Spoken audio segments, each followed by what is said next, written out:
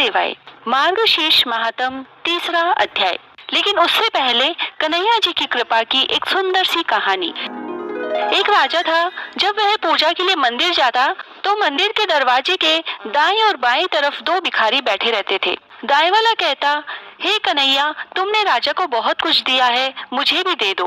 बाएं वाला कहता, हे राजा, कन्हैया ने तुम्हें बहुत कुछ दिया है, मुझे भी दे दो। दाएं वाला भिखारी बाएं वाले से कहता, कन्हैया से मांग, निसंदेह वही सबसे अच्छा सुनने वाला है। तब बाएं वाला जवाब देता, चुप कर मूर्ख, तुझे कुछ नहीं पता। एक बार राजा ने अपने मंत्री को बुलाया और कहा कि मंदिर में दाएं तरफ जो भिखारी बैठता है वह हमेशा कन्हैया से मांगता है, तो निसंदेह कन्हैया उसकी जरूर सुनेगा। लेकिन जो बाएं तरफ बैठता है वह हमेशा मुझसे विनती करता रहता है। तो तुम ऐसा करो कि एक बड़े से बर्तन में खीर भरकर उसमें अशर्फियां डाल दो और उसको दे आओ। मंत्री ने ऐसा ही किया। अब वह भिखारी मजे से खीर खाते खाते दूसरे भिखारी को चिढ़ाता हुआ बोला, बड़ा आया, कन्हैया देगा। ये देख, राजा से मांगा तो मिल गया ना। खाने के बाद जब उसका पेट भर गया तो उसने खीर से भरा बर्तन उस दूसरे भिखारी को दे दिया और कहा, ले पकड़, तू भी खा ले मूर्ख। अगले दिन जब राजा पूजा के लिए मंदिर आया तो देखा कि बाएं तरफ वाला भिखारी तो आज भी वैसे ही बैठा है, लेकिन दाएं तरफ वाला गायब है। राजा ने चौंक कर उससे पूछा, क्या तुझे खीर से भरा बर्तन नहीं मिला? भिखारी ने कहा, जी मिला था, क्या शानदार खीर थी, मैंने खूब पेट भरकर खाई। राजा ने कहा, फिर? तब भिखारी ने कहा, फिर मेरा पेट भर गया और जो दूसरा भिखारी यहाँ बैठता है वह बर्तन मैंने उसको दे दिया। वह मूर्ख हमेशा कहता रहता था, कन्हैया देगा, कन्हैया देगा। राजा मुस्कुरा कर बोला, बेशक कन्हैया ने उसे दे ही दिया। इसी तरह हमें भी उस कन्हैया से ही विनती करनी चाहिए, वही हमें देने वाला है। दुनिया के जीव तो एक जरिया है, बाकी उसकी मर्जी से ही मिलता है। इसीलिए उस मालिक को हमेशा याद रखो, हर रोज भजन बंदगी सिमरन करो, तब जाकर हमारा परमार्थ और स्वार्थ दोनों बन पाएंगे। बोलो कन्हैया लाल की जय। आगे हम सुनते हैं मार्गशीर्ष कथा का अध्याय 3। ब्रह्मा जी कहने लगे कि हे भगवान, पुण्य कितने प्रकार के होते हैं, सो मेरी सुनने की इच्छा है। भगवान कहने लगे कि हे पुत्र, पुण्य 3 प्रकार के होते हैं। तुलसी के मृतिका से अथवा गोपी चंदन से पुण्य को धारण करें। विद्वान लोग हरि चंदन से पुण्य को धारण करते हैं, अथवा श्याम तुलसी की मृतिका से उद्रव पुण्य धारण करें तो मैं अत्यंत प्रसन्न होता हूँ। हे वत्स, गोपी चंदन का महात्म सुनो। जो द्वारिका की मिट्टी को हाथ में लेकर उद्रव पुण्य धारण करता है उसके पुण्य कर्म का कोटि गुणा फल होता है, और जो गोपी चंदन को मस्तक पर क्रियाहीन श्रद्धाहीन भी धारण करता है उसका फल सदैव नाशहीन होता है। जो द्विज यानी ब्राह्मण, क्षत्रिय और वैश्य गोपी चंदन के पुण्य को सदैव हर समय धारण करता है उसको सूर्य ग्रहण के समय कुरुक्षेत्र में माघ मास में प्रयाग में स्नान दान आदि के पुण्य का फल प्राप्त होता है। उससे भी अधिक मेरे घर यानी बैकुंठ में जाकर देवता के समान हो जाता है। जिसके घर में गोपी चंदन रहता है और भक्ति से जो गोपी चंदन के पुण्य को अपने ललाट पर धारण करता है उसके घर में हे ब्रह्मा, कंस को मैं वध करने वाला कृष्ण लक्ष्मी के सहित वास करता हूँ। जो इस कलयुग में पापों को नाश करने वाली द्वारिका की मिट्टी को मेरा मंत्र पढ़कर ललाट में धारण करता है वह चाहे कितना भी पापी क्यों न हो, यमराज का दर्शन नहीं करता। जिसके मरण समय में गोपी चंदन का पुण्य ललाट, हृदय और मस्तक में लगा रहता है वह मेरे लोक को पाता है, चाहे गो को मारने वाला बालघाती या ब्रह्म हत्यारा भी क्यों न हो। जिसके ललाट में गोपी चंदन का पुण्य लगा होता है मेरे प्रभाव से उस प्राणी को ग्रह, राक्षस गण, यक्ष, पिशाच, उरग और भृत्य नायक कभी बाधा नहीं देते। जिसके ललाट में सुंदर उर्ध्व पुण्य देखने में आता है तो यदि वह चांडाल है तो भी वह शुद्धात्मा पूजनीय है, इसमें कोई संशय नहीं है। जो बिना स्नान किए अपवित्र पात की क्रियाओं को करता है वह गोपी चंदन के संपर्क से उसी क्षण पवित्र हो जाता है। जो अपवित्र है, आचार से भ्रष्ट है और नित्य ही पाप कर्मों में लगा रहता है परंतु नित्य उर्ध्व पुण्य को धारण करने से पवित्र हो जाता है।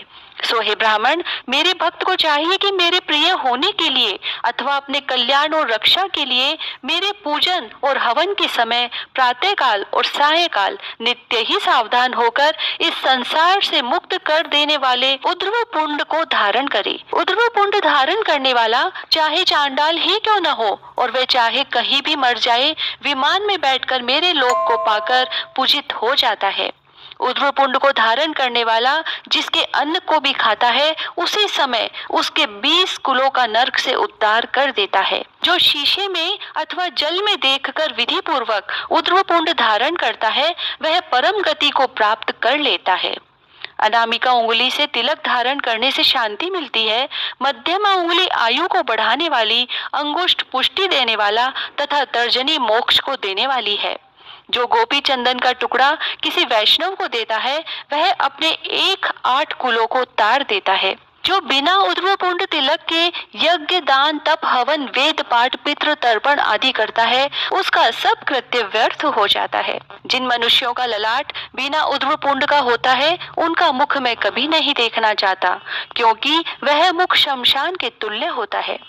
विष्णु भगवान की कृपा के लिए उर्ध्व पुंड जो भगवान को अत्यंत प्रिय है, वह मत्स्य कूर्म आदि को धारण करता है तथा इस कलयुग में द्वारिकापुरी की मिट्टी से मत्स्य कर्म आदि चिन्हों को धारण करता है। उसके शरीर को तुम मेरा ही शरीर समझो। इसीलिए अपनी भलाई चाहने वाला पुरुष मेरे शरीर और उसके शरीर में कुछ भी अंतर न समझे।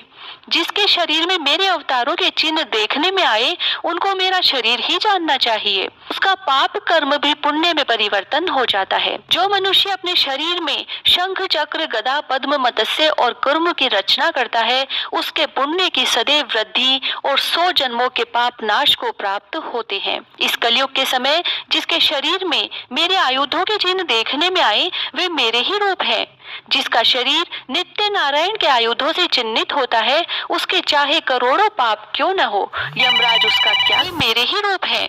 जिसका शरीर नित्य नारायण के आयुधों से चिन्हित होता है, उसके चाहे करोड़ों पाप क्यों न हो, यमराज उसका क्या कर सकता है। शंखोद्वार तीर्थ में कोटि जन्म वास करने वाले को जो फल मिलता है, वह फल अपने दक्षिण हाथ में शंख के चिन्ह को धारण करने वाले को प्रतिदिन मिलता है। पुष्कर तीर्थ में विष्णु के दर्शन से जो फल कहा गया है, उससे कोटि गुना अधिक फल शंख के ऊपर कमल के चिन्ह धारण करने को मिलता है। कलयुग में जिसकी वाम भुजा पर गदा का चिन्ह लगा रहता है, गदाधर भगवान उसको गया श्राद्ध का फल प्रतिदिन देते हैं। काशी में चक्र स्वामी के समीप लिंग दर्शन से जो फल मिलता है, वही फल अपने शरीर में गदा और चक्र के लिखने से मिलता है।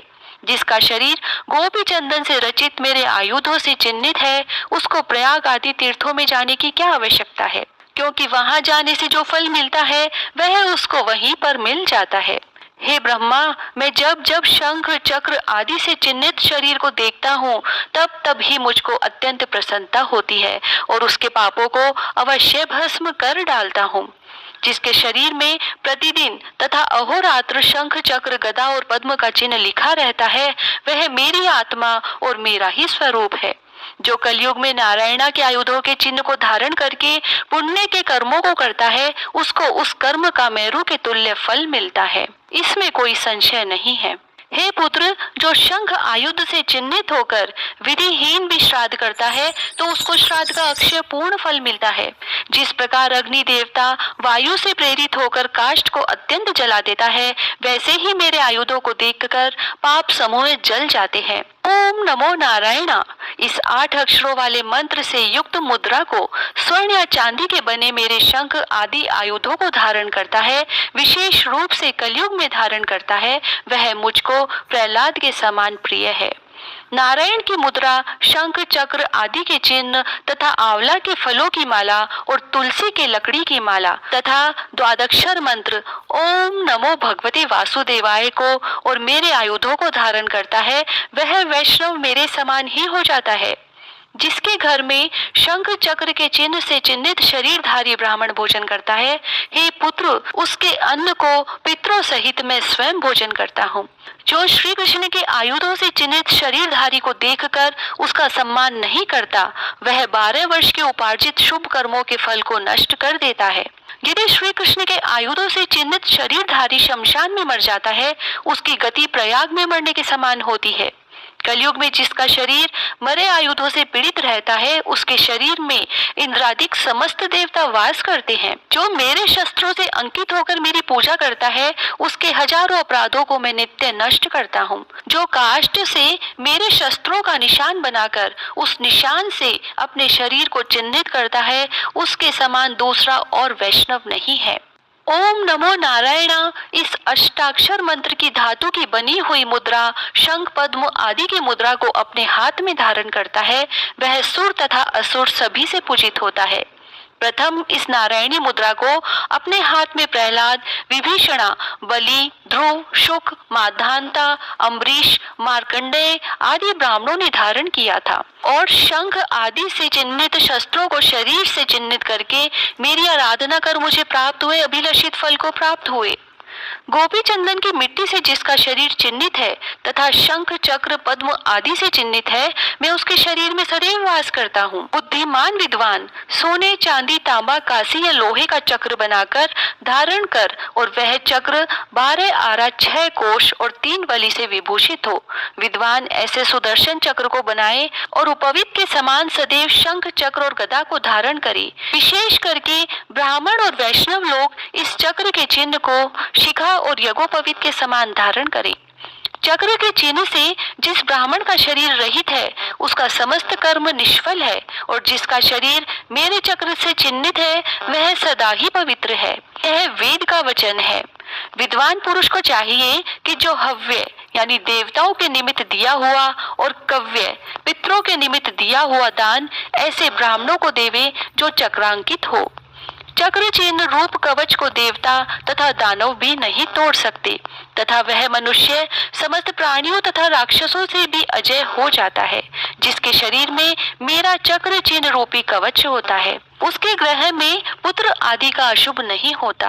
ब्राह्मण अपनी दक्षिण भुजा में सुदर्शन चक्र को और वाम भुजा में शंख को धारण करे। इस बात को वेद वेदता लोग ही जानते हैं। इस कारण मंत्रों से मंत्रित कर आयुधों को धारण करना चाहिए। ललाट में गदा को, मस्तक में धनुष और बाण को, हृदय में नंदक नामक षडंग को और दोनों भुजाओं में शंख और चक्र को धारण करे। इस प्रकार प्रयत्न पूर्वक चक्र आदि को सदा धारण करके उस समय ऐसा कहे, पुत्र मित्र और स्त्री आदि जो कुछ भी मेरा परिग्रह है, उन सबको शरीर के साथ विष्णु प्रीत्यर्थ अर्पण किया। मेरी प्रव्यभिचारिणी भक्ति से प्राप्त मनोरथ जीवन पर्यंत अपने धर्म में स्थित रहे। शंख चक्र आदि चिन्हों से चिन्हित शरीर को देखकर जो उनकी निंदा करते हैं, वे मनुष्यों में अधम है। उनका मुख देखकर सूर्य नारायण को देखें और श्री कृष्ण चंद्र का नाम मुख से उच्चारण करे तो शुद्ध होता है, अन्यथा शुद्धि नहीं होती। इति श्री स्कंद पुराण मार्गशीर्ष स्नान फल 3रा अध्याय समाप्त हुआ।